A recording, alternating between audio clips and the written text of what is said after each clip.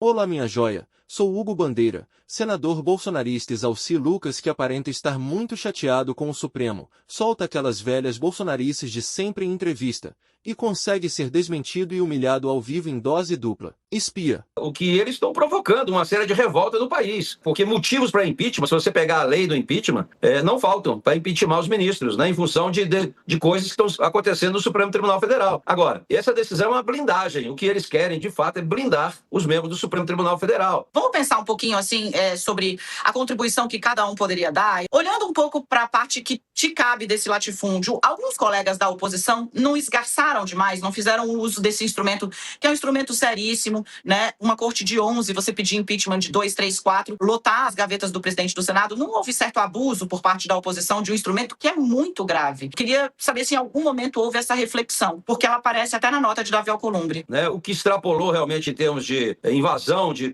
privacidade, invasão de prerrogativas, foi o Supremo. Muito pelo contrário, né? Nós é que estamos suportando já há alguns anos que o Supremo está interferindo diretamente nas ações do Senado, legislando, né? Declarações absurdas dos ministros. Derrotamos o bolsonarismo, a questão do presidente ser votado numa turma sem passar pelo processo legal. O inquérito está fazendo agora 7 anos que não termina esse inquérito. Então são abusos que estão sendo cometidos já há algum tempo e que, com certeza, independente da posição do Supremo, se vai modificar, se vai amenizar, não tenha dúvida que nós, no Senado, vamos tomar providência no sentido de modificar um pouco essa questão de peso e contrapeso. Já votamos no Senado, precisa votar na Câmara, o fim das decisões monocráticas. É um absurdo o que está acontecendo no Brasil. Com a canetada, o cara faça governador, faça deputado. Então, com certeza, virá modificações em função dessa precipitação do ministro Gilmar. Senador, eu vou insistir aqui só porque, por dever de ofício, né, eu preciso deixar alguns pontos e fazer a pergunta que, por exemplo, o caso do presidente ter sido julgado na primeira turma não foi uma inovação para Bolsonaro, né?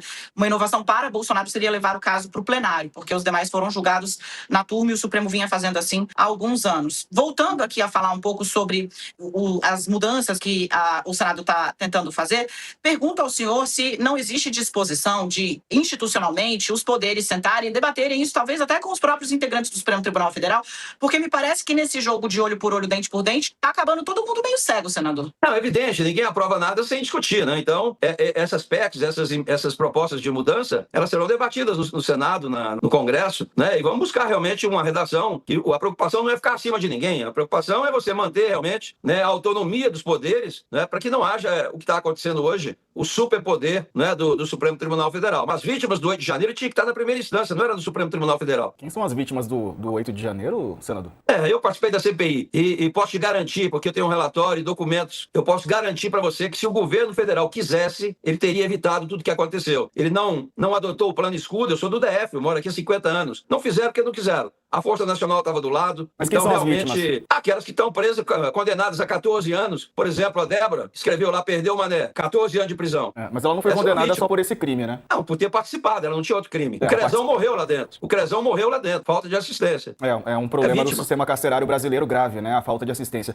Voltando aqui, então, ao que o senhor chamou de vítimas, né, do 8 de janeiro, que são as pessoas que invadiram, depredaram, inclusive o Senado Federal. Aliás, o Senado Federal foi a casa mais atingida, só não mais do que o Supremo, inclusive com risco de vida para os policiais legislativos, que o senhor conhece muito bem, porque já está aí já há algum tempo, né? O chefe da Polícia Legislativa precisou usar de tudo para devolver rojões que estavam sendo jogados contra ele dentro do Senado Federal. Voltando a falar sobre esse assunto, eu queria entender um pouco, então, se não há certo revanchismo por conta dos condenados pela tentativa de golpe. E por isso aí, talvez, esse cerco ao Supremo Tribunal Federal. O senhor disse que o governo federal tinha toda a condição de fazer a proteção. O que dizer do aliado do senhor, o governador Ibanez, que liberou a descida daqueles que estavam acampados? E agiu certo o governo Bolsonaro ao não desmobilizar por 3 meses os acampamentos? Ou seja, são vítimas das circunstâncias criadas por aqueles que eles apoiavam? Na prática, existe o plano escudo para isso. Eu já participei por diversas vezes na esplanada, invasão do Congresso, quebrando tudo, botando fogo, Ministério das Relações Exteriores, Ministério da Agricultura,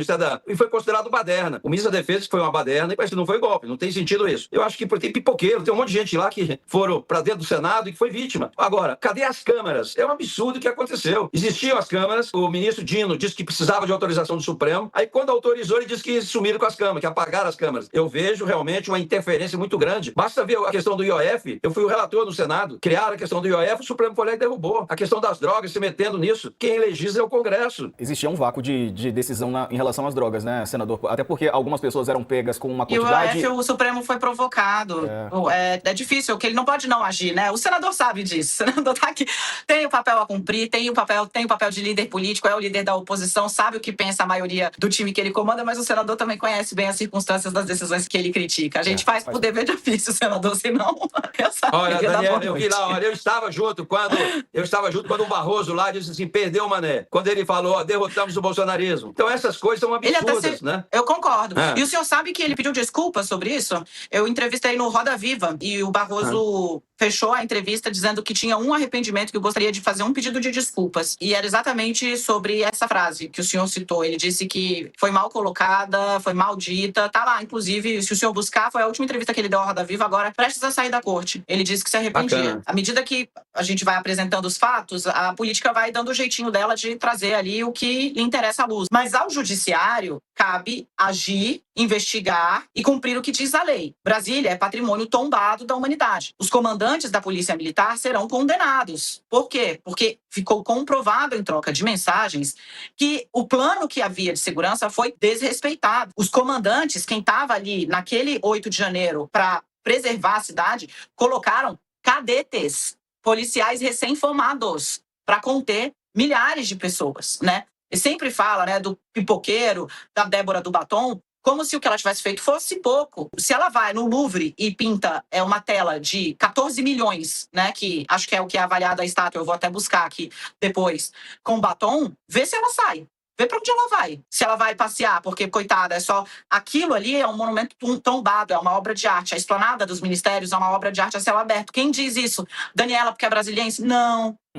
A Unesco mesmo, sabe? Então ali você não consegue trocar um vidro sem a licença do IPHAN. É patrimônio tombado. Nós cuidamos muito mal das nossas coisas e fazem questão de simplificar um debate que, na verdade, é muito maior, porque assim fica fácil fazer o debate político. Mas, como você disse, né, querido? Cada um no seu quadrado. Pessoal, recado rápido antes de fechar. Vocês estão cansados de me ouvir falar sobre trabalhar de casa e ganhar em dólar. E eu sei que, no fundo, muita gente ainda pensa.